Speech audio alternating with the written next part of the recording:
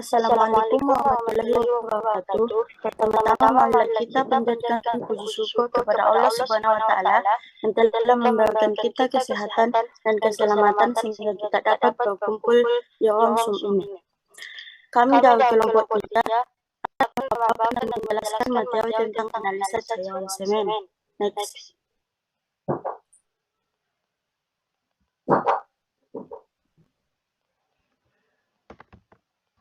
Adapun teman kelompok saya yaitu Ainurida, Eka Ayu Sri Handayani, Jessica Sakawalita de la Croix, Muhammad Nur Amin, Putri Sabina, dan saya sendiri Surya Rahayu Fitriani. Next. Adapun pokok pembahasan yang akan kami bahas yaitu organ reproduksi pria, pengertian, proses pembentukan, fungsi, proses spermatogenesis, struktur sperma, sperma abnormal, faktor yang mempengaruhi sperma, cara pengumpulan spesimen, pemeriksaan sperma, kelainan sperma, dan yang terakhir interpretasi hasil. Next. Sedikit materi yang akan saya bahas. Sistem reproduksi pada pria memiliki fungsi esensial yang menghasilkan sperma atau spermatogenesis dan menyalurkan sperma ke kita. Analisa sel spermatozoa adalah pemeriksaan yang dilakukan pada pria untuk menilai adanya gangguan pada sperma. Baiklah, selanjutnya saya persilahkan kepada Muhammad Nur Amin untuk memaparkan materi selanjutnya. Waktu dan room saya persilahkan. Ya, terima kasih kepada moderator. Selanjutnya itu organ reproduksi pria. Nah, di sini teman-teman bisa melihat ada beberapa bagian dari organ reproduksi pria, terdiri dari tulang kemaluan, vas deferens, penis, ada uretra, vesicula seminalis, kandung kemih, kelenjar prostat, epidermidis, testis, dan skrotum. Next.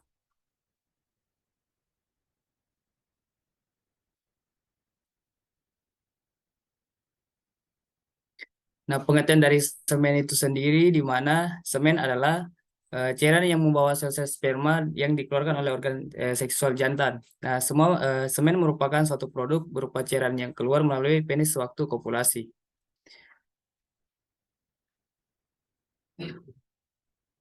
Nah, selanjutnya itu proses pembentukan sperma. Nah, proses pembentukan sperma itu terdiri dari 4 fraksi yang disumbangkan oleh testis, epidermidis, vesicula seminalis, dan kelenjar prostat. Nah, dan kelenjar bulbul uretra. Nah, setiap fraksi berbeda dalam komposisinya dan pencampuran keempat fraksi selama ejakulasi itu sangat penting untuk menghasilkan spesimen semen yang normal.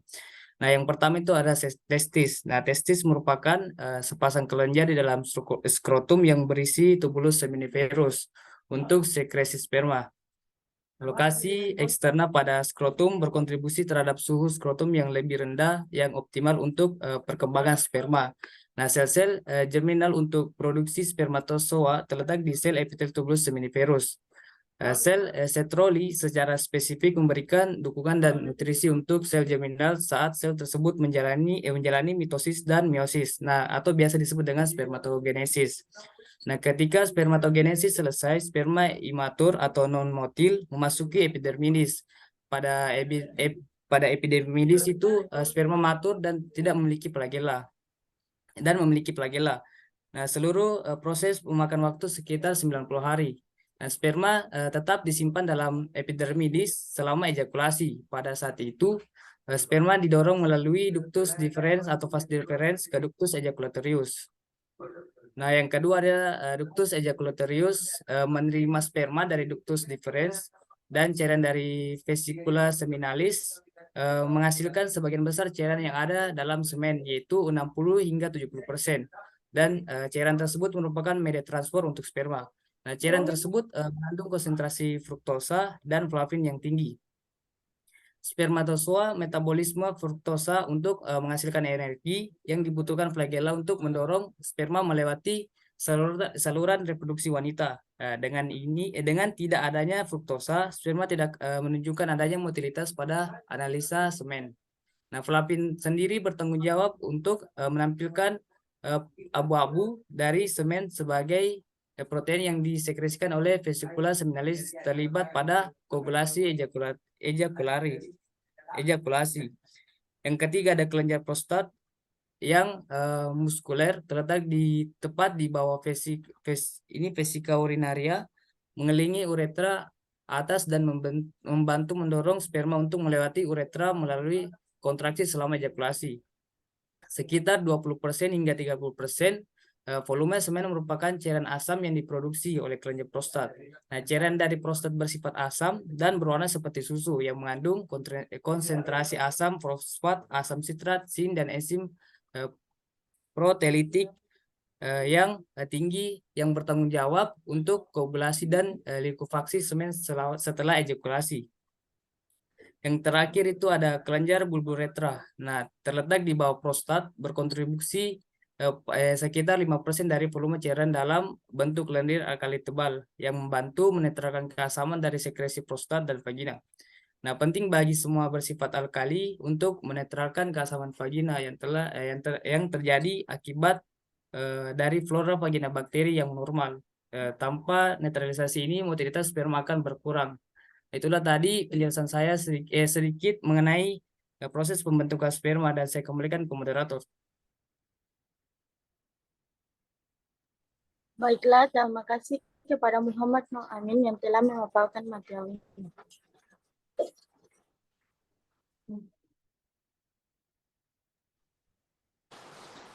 Selanjutnya, saya persilahkan kepada Putri Sabina untuk memaparkan materi selanjutnya. Waktu dan room saya persilahkan. Baik, terima kasih atas kesempatan yang telah diberikan. Di sini saya akan menjelaskan tentang fungsi semen atau sperma. Fungsi utama semen adalah untuk mengantarkan sel-sel sperma guna untuk membuahi sel telur yang dihasilkan oleh individu betina. Selain itu, fungsi sperma juga ialah untuk pembuahan secara alamiah serta mampu melakukan pembuahan. Next.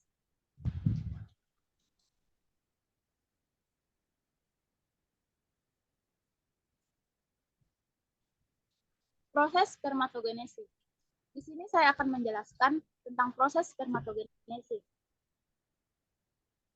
Proses spermatogenesis terdiri dari beberapa tahap pembentukan, yaitu tahap pertama yang disebut sebagai tahap spermatogonium.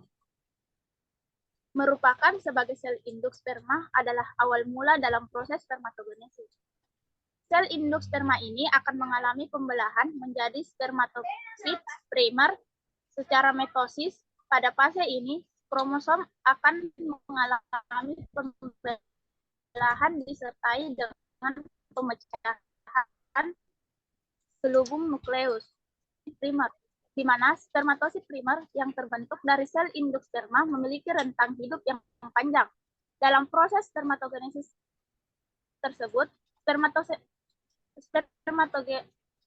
primer akan mengalami pembelahan meiosis pertama sehingga menghasilkan spermatosit sekunder.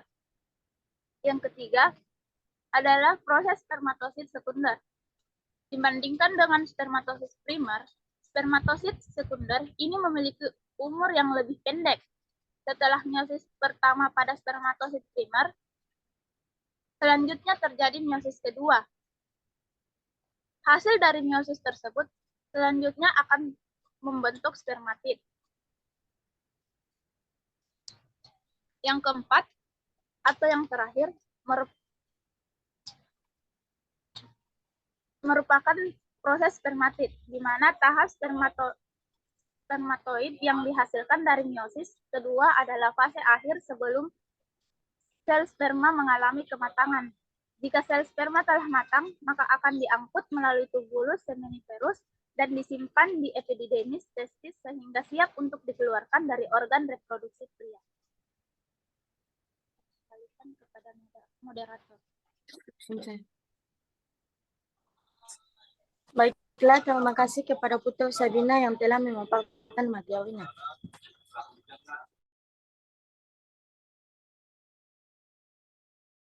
Saya persilahkan kepada Jessica untuk memaparkan materi selanjutnya. Waktu dan Nurun saya persilahkan. Next.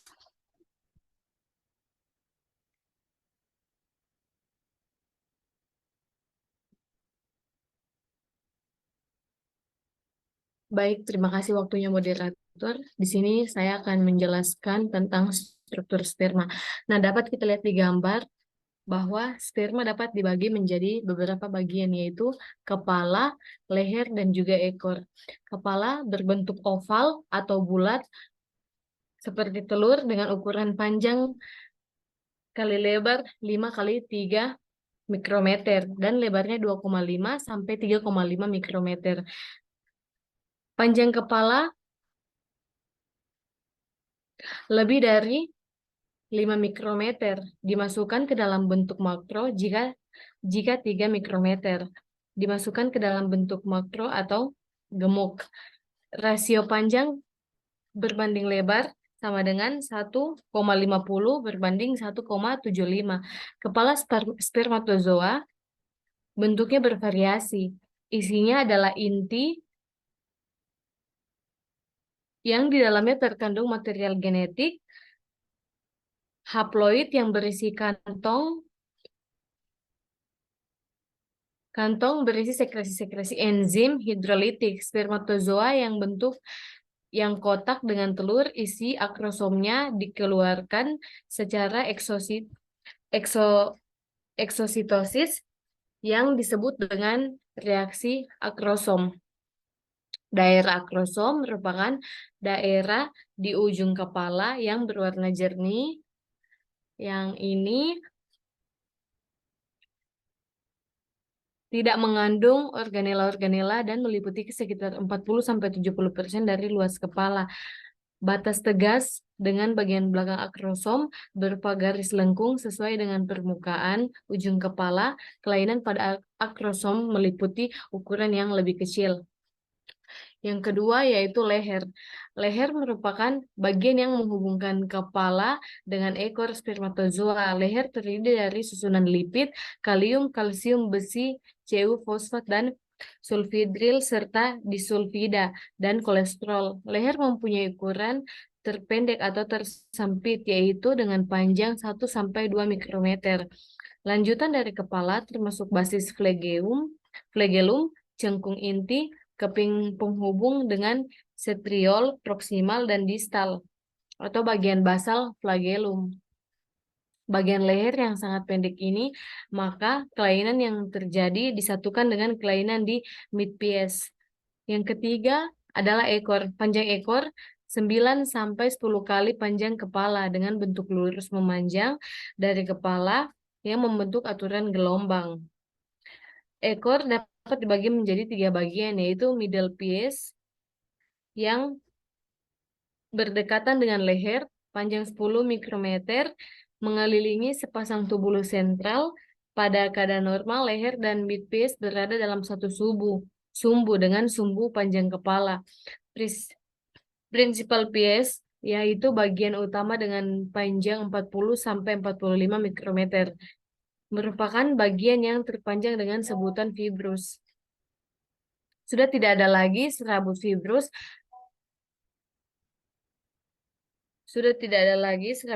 Dan susunan seperti silia biasa. Kelainan pada ekor dapat berupa kelainan dalam struktur, jumlah dengan gangguan dalam perkembangannya. Next.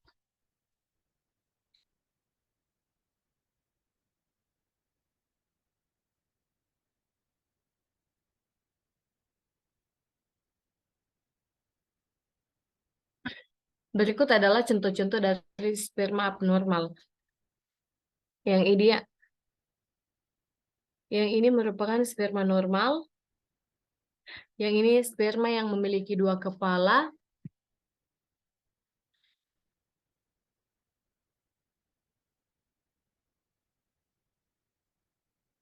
Ini sperma yang kepalanya besar, yang ini kepalanya tidak beraturan. Ini sperma yang kepalanya terlalu kecil. Yang ini sperma dengan kepala yang lebih tajam di bagian depannya. Yang ini sperma kelainan yang kepalanya seperti angka 8. Yang ini memiliki 2 ekor. Yang ini sperma yang ekornya tidak beraturan. Yang ini tidak memiliki ekor.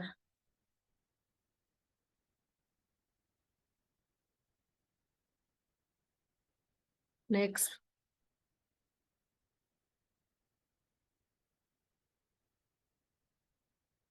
Faktor-faktor yang dapat mempengaruhi kualitas sperma. Yang pertama itu asap rokok, yang kedua nutrisi, yang ketiga polutan atau asap kendaraan, yang keempat radiasi ponsel, yang kelima suhu, yang keenam status kesehatan, yang ketujuh alkohol, yang kedelapan obat. Nah, asap rokok, beberapa peneliti mengenai efek bahan kimia dari rokok menunjukkan adanya gangguan pada spermatogenesis melalui peningkatan produksi radikal bebas atau oksigen yang reaktif. Merokok dapat meningkatkan radikal bebas dan menurunkan antioksidan pada semen serta dapat menimbulkan kerusakan DNA melalui fragmentasi DNA seluler dan abnormalitas morfologi seperti kepala, leher, dan ekor spermatozoa. Hal ini dibuktikan dengan peningkatan kadar 8 OHDG atau marker fermentasi DNA sebesar 50% pada spermatozoa pria yang merokok. Nah, yang kedua adalah nutrisi. Nutrisi atau makanan adalah salah satu hal yang dapat mempengaruhi motilitas sperma. Nutrisi dapat memberikan dampak yang positif dan dampak yang negatif juga bagi motilitas spermatozoa. Nutrisi yang dapat memberikan dampak positif yaitu makanan yang mengandung antioksidan, karena antioksidan dapat menangkal dan mereduksi radikal bebas atau senyawa ROS. Contohnya adalah vitamin C, vitamin B2, vitamin B6, selenium, dan juga zinc. Nutrisi yang dapat memberikan dampak negatif antara lain adalah alkaloid, minyak, astiri, dan tanin yang dapat menyebabkan penghambatan motilitas sperma dan kualitas spermatozoa. Yang ketiga adalah polutan atau asap kendaraan. Sumber polusi terbesar dihasilkan asap kondisi tersebut berpotensi menimbulkan yang bermotor dapat mencapai 70%. Kondisi tersebut yang berpotensi menimbulkan berbagai gangguan kesehatan bagi masyarakat, pengguna jalan, dan mereka yang beraktivitas di dekat sumber polusi merupakan kelompok yang rentan terkena dampaknya. Contohnya, polusi lalu lintas. Sebuah penelitian dilakukan terhadap 290 polisi lalu lintas yang telah bekerja lebih dari 5 tahun dan 58 polisi non lalu lintas. Hasilnya sperma polisi lalu lintas memiliki motilitas lebih rendah yaitu 44,5% dibandingkan dengan kondisi normal lebih dari 50%. Yang keempat adalah radiasi ponsel. Radiasi gelombang elektromagnetik dari ponsel dapat mengakibatkan menurunnya jumlah dan kualitas spermatozoa pada laki-laki fertil pengguna ponsel, tapi tidak sampai menyebabkan infertilitas. Mekanisme gangguan ini memungkinkan terjadinya melalui penurunan integritas membran sperma, menghambat produksi dan juga sekresi hormon gonadotropin. Yang kelima adalah suhu. Salah satu faktor suhu lingkungan cukup besar mengenai peran dalam proses spermatogenesis. Spermatogenesis akan terganggu atau 13 kali terhambat apabila terjadi peningkatan suhu testis beberapa derajat saja dari temperatur normal testis, yaitu 35 derajat Celcius. Berdasarkan penelitian sebelumnya, pemberian suhu 40 derajat Celcius memberikan dampak signifikan terhadap penurunan kualitas spermatozoa, yang salah satunya adalah penurunan motilitas sperma. Pemaparan suhu tersebut selama 45 menit per hari menunjukkan hubungan yang signifikan. Yang keenam adalah status kesehatan. Beberapa gangguan atau penyakit juga dapat menjadi salah satu faktor yang dapat mempengaruhi kualitas sperma. Contohnya penyakit-penyakit sistemik yang dapat merusak spermatogenesis dan fungsi seks. Antara lain adalah diabetes mellitus dan juga penyakit neurologis. Tuberkulosis juga dapat menyebabkan epididymitis dan prostatis. Selain itu, pria dengan penyakit brokisit pankreas mempunyai angka kejadian tinggi pada dysgenesis atau agenesis vas deferens. Orsitis berhubungan dengan paratotitis dicatat sebagai kemungkinan penyebab kerusakan testis dapat dan bukan sebagai kelainan sistemik. Yang ketujuh adalah alkohol. Pada testis, alkohol dapat mempengaruhi sel Leydig yang memproduksi dan mengeluarkan hormon testosteron. Studio menentukan bahwa hasil konsumsi alkohol berat kadar testosteron berkurang dalam 14 darah. Alkohol juga mengganggu fungsi sel steroid testis yang berfungsi untuk pengamatan sperma. Alkohol juga dapat mengganggu produksi hormon di hipotalamus. Nah, yang ke-8 adalah beberapa obat-obat yang dapat menyebabkan kerusakan spermatogenesis sementara atau menetapkan dan dapat mengganggu interlitas, antara lain kemoterapi kanker, pengobatan, hormon kortikosteroid dosis tinggi, radiasi, simetidin, sulfalasin, spironolakton, nitrofuraonin, nitridisial, kolskisin, juga obat-obat antihipertensi atau obat-obat penenang.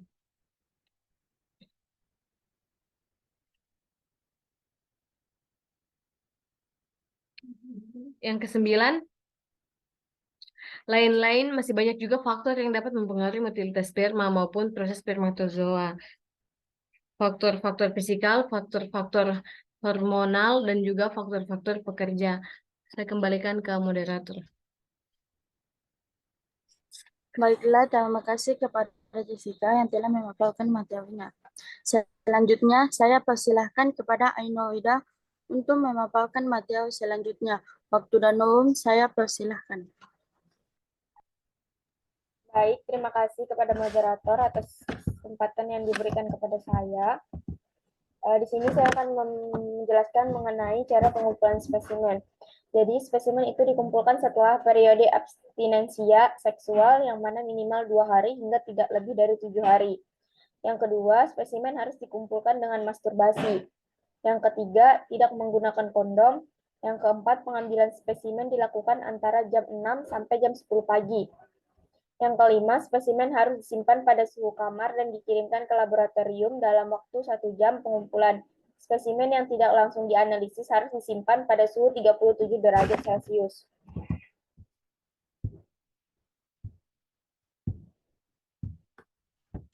Selanjutnya, pemeriksaan sperma.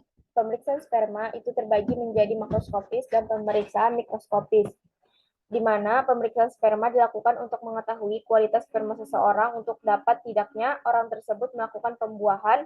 Pemeriksaan sperma dilakukan mulai dari secara makroskopis, kemudian dilanjutkan dengan cara mikroskopis. Nah, yang pertama pemeriksaan makroskopis. Makroskopis terbagi menjadi pengukuran volume, pH, bau sperma, warna sperma, likuifaksi, dan viskositas atau kekentalan. Di mana pengukuran spesimen itu pengukuran volume yang normal itu antara 2-5 mili.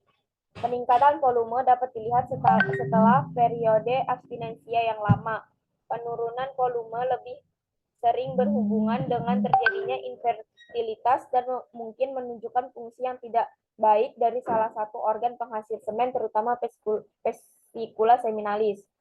Yang kedua, pH. pH semen menunjukkan keseimbangan antara nilai pH dari sekresi prostat yang asam dan sekresi vesikula seminal yang bersifat alkali.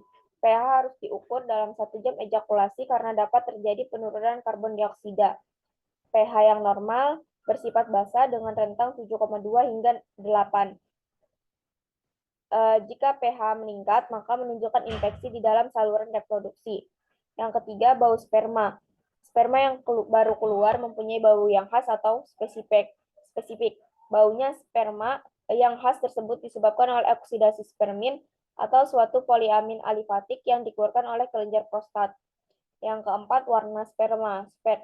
Sperma yang normal memiliki warna putih keabu-abuan atau putih keruh dan tampak translucent, atau yang bisa dikatakan itu tembus cahaya atau dapat dikatakan bersifat setengah bening. Yang kelima ada likuifaksi. Spesimen yang segar adalah semen yang ada penggumpalan dan harus mencair dalam 30 hingga 60 menit setelah pengumpulan. Kegagalan likuifaksi yang terjadi dalam waktu 60 menit dapat disebabkan oleh adanya kekurangan enzim prostat. Selanjutnya ada viskositas. atau kekentalan. Viskositas spesimen itu mengacu pada konsistensi cairan dan mungkin berhubungan dengan likuifaksi spesimen. Spesimen yang mengalami likuifaksi secara tidak lengkap bersifat menggumpal dan kental. Spesimen yang mengalami likuifaksi secara tidak lengkap bersifat menggumpal dan sangat kental, yang mana spesimen normal harus mudah ditarik ke dalam pipet dan membentuk tetesan kecil yang tidak tampak menggumpal atau berserabut ketika jatuh dari pipet akibat gravitasi. Tetesan yang membentuk benang lebih panjang dari 2 cm dianggap itu sangat kental dan dicatat sebagai abnormal. Viskositas juga dapat dilaporkan sebagai rendah, normal, ataupun tinggi. Selanjutnya pemeriksaan mikroskopik. Terbagi menjadi konsentrasi sperma, motilitas, aglutinasi, viabilitas, dan morfologi.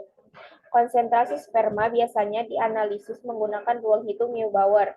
Syarat utama dalam pemeriksaan konsentrasi spermatozoa adalah jumlah spermatozoa per lapang pandang harus homogen atau tersebar merata. Apabila jumlah lapangan pandang sangat bervariasi, menandakan sampel tidak homogen. Perhitungan dengan Neubauer improve hanya sperma yang memiliki kepala dan ekor saja. Selanjutnya motilitas. Motilitas sperma adalah kemampuan sperma dalam bergerak dengan tepat menuju sel telur. Dalam memeriksa pergerakan spermatozoa sebaiknya diperiksa setelah 20 menit karena dalam waktu 20 menit sperma tidak kental sehingga spermatozoa mudah bergerak. Gerak spermatozoa yang baik adalah gerak ke depan dengan arahnya lurus. Gerak yang kurang baik adalah gerak zigzag, berputar-putar, dan lain-lainnya. Selanjutnya aglutinasi. Aglutinasi terjadi karena spermatozoa yang motil terikat satu dengan yang lainnya. Ikatan ini terjadi antara kepala dengan kepala, leher dengan leher, ekor dengan ekor, ataupun tipe campuran antara kepala dan ekor, dan lainnya. Selanjutnya ada viabilitas. Viabilitas sperma harus dinilai jika presentasi sperma motil progresif rendah sekitar 30-40%. Pemeriksaan viabilitas sperma penting untuk menentukan apakah spermatozoa non-motil tersebut hidup atau mati. Sperma yang tidak layak memiliki kepala warna merah atau merah gelap, dan sperma layak memiliki kepala putih atau merah muda yang samar.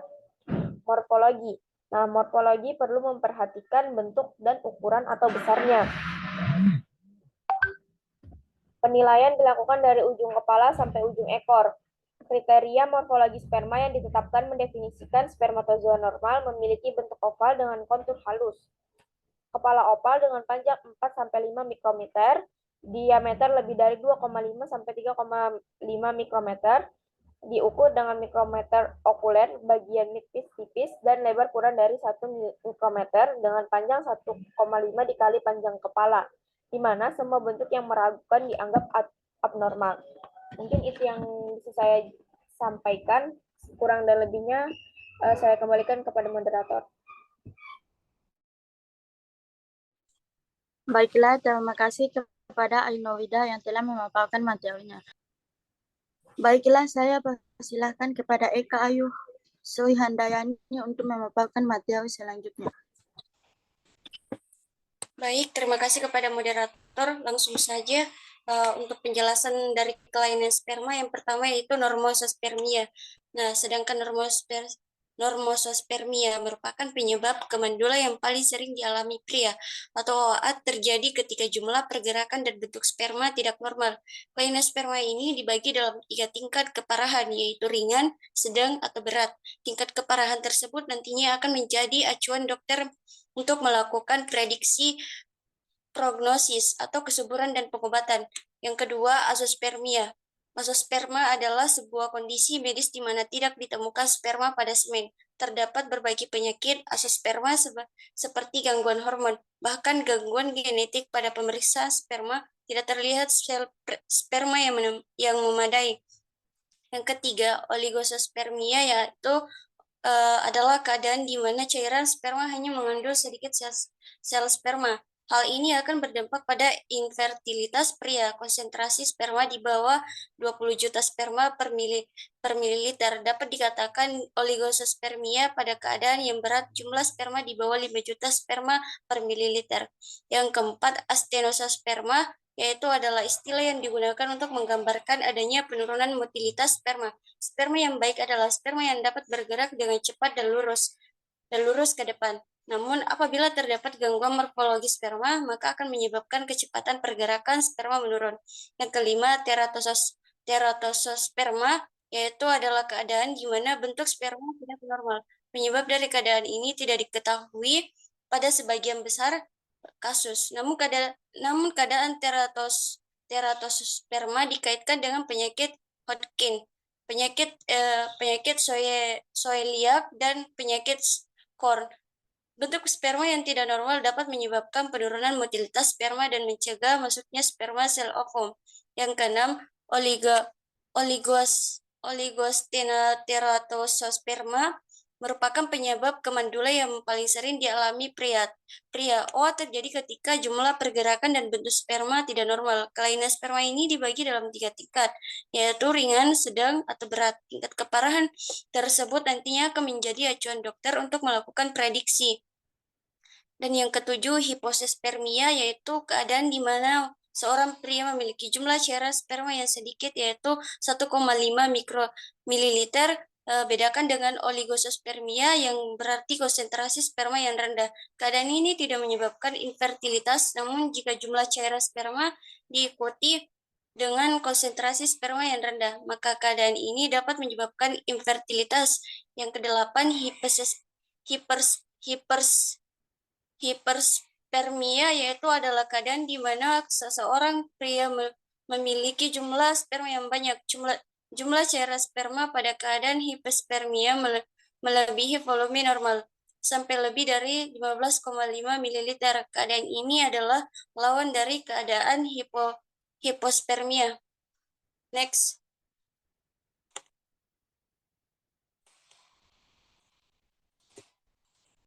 Dan untuk interpretasi hasilnya mulai dari likuifaksi, yaitu 30 menit, warna putih keruh, bau khas, volume 2,5 sampai 5 ml, pH 7,2 sampai 7,8, viskositas yaitu normal, konsentrasi sperma 20 juta per mililiter, 8, jumlah total yaitu 40 juta per ejakulat, sperma motil 40%, aglutinasi negatif, viabilitas 50%, morfologi 3%, leukosit 3 per lapangan pandang besar, eritrosit 1 per lapangan pandang besar.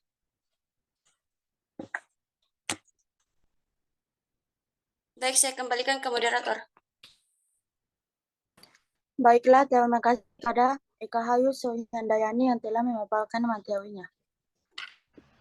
Adapun kesimpulan dari materi yang kami bawa adalah analisa sel spermatozoa adalah pemeriksaan yang dilakukan pada sperma untuk menilai adanya gangguan pada sperma. Spermatozoa memiliki 3 bagian. Terdiri dari kepala yang ditudungi oleh akrosom bagian tengah dan ekor. Proses pembentukan spermatozoa melalui 3 tahapan, yaitu proses mitotik, meiosis, dan pengemasan. Pemeriksaan ini dilakukan secara makroskopik dan mikroskopik. Pada pemeriksaan makroskopik dilakukan pemeriksaan volume, pH, viskositas, likuifaksi, warna, bau, dan koagulan.